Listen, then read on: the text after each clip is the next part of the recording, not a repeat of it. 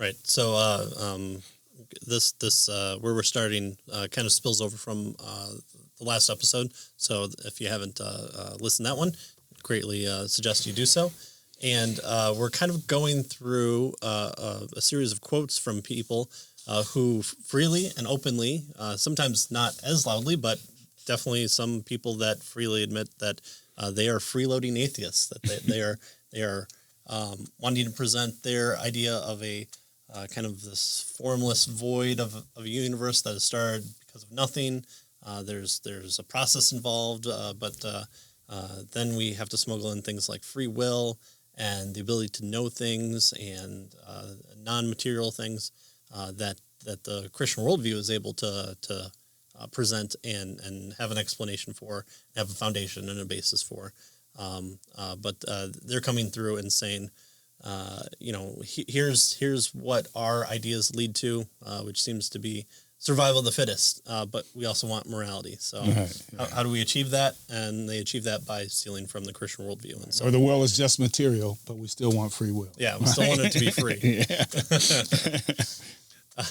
So a proud atheist, a self-proclaimed proud atheist and evolutionist, Raymond Tallis, a medical doctor and author of Aping Mankind, says, boy, there's a lot of unexplained consequences as a result of an atheistic worldview, or at least a worldview devoid of God. Mm-hmm. And so he says things like, isn't there a problem in explaining how blind forces of physics brought about cognitively sighted humans who are able to see and identify and comment on the blind forces of physics?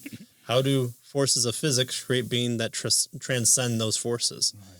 Right. How do we add more to ourselves, our ethos, our character to transcend? So the blind forces of physics created something that could recognize the blind forces of physics. Yeah. Right? Something that transcends it, right?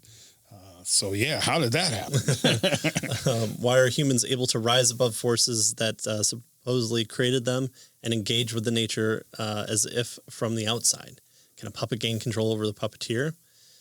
Things like, how did a purposeless process create beings with purposes?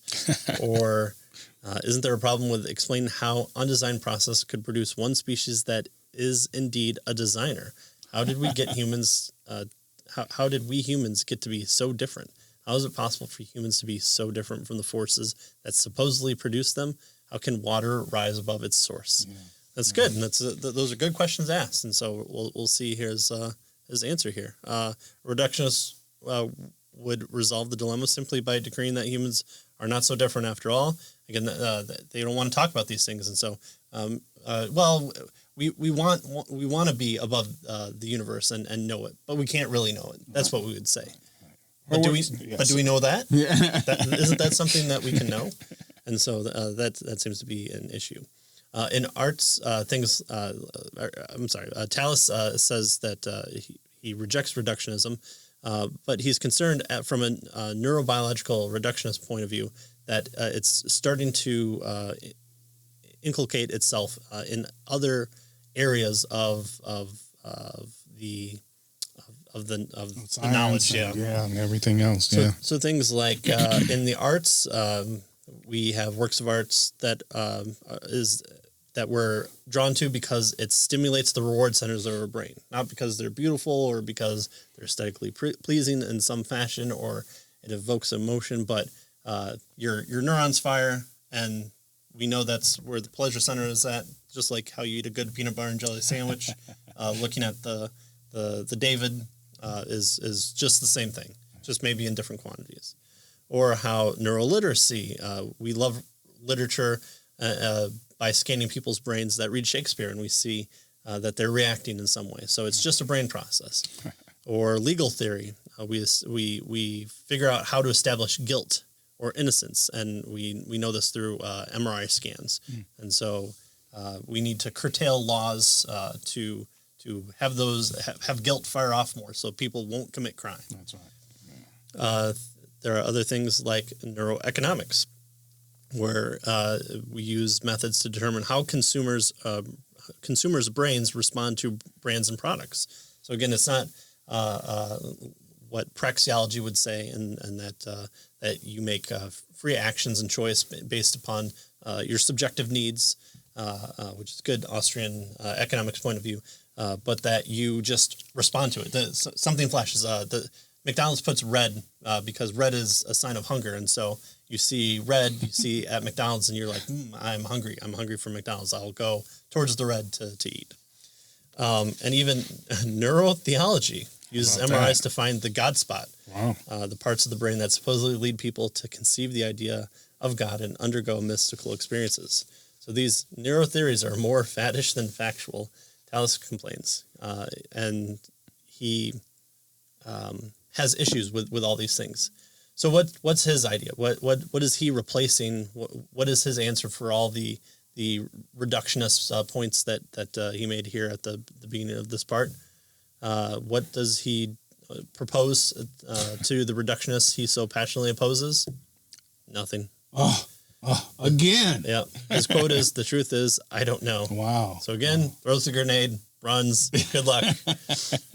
And so, what do we learn about eavesdropping on atheists who are so open and honest about what they're experiencing and what their worldview says and what the implications are, and the fact that they don't like it? Well, first, many of them recognize the limitations and failure of their own worldview. A great point. We can agree on this. Yeah. I'm trying to think of. I always forget his name. He's always critical of Darwin's theory, and I mentioned it a couple episodes ago. Oh yeah. It'll come to you. Yeah, it will. But he has really good conversations with Christians, but he won't ever admit to a designer or intelligent designer or even that little bit. He just wants to be able to say, listen, these are all the big parts of it. And so it's a good place to kind of start to talk about things. And second, another useful point is that atheists find elements of the Christian worldview so appealing that they keep borrowing them. They are freeloaders. And again, so why is that a good thing? Because then you can point to that and say, whoa, hold on. Morality, you as a being of random chance and happenstance, and that there's random laws and all that, or the laws of nature, whatever, you've kind of reduced it away. Right? Yeah. You don't want to bring that into it, because that's a Christian idea. That you something esoteric outside of ourselves that holds us accountable to our actions. Justice? What is justice? How do you have justice in a world where you have the murderer able to get away and move to a different country and not be held accountable? And what does being held accountable even mean? Sitting in jail, is that justice? I don't. Those are questions that we can start pointing to and say, what is true justice? What does that look like? Yeah.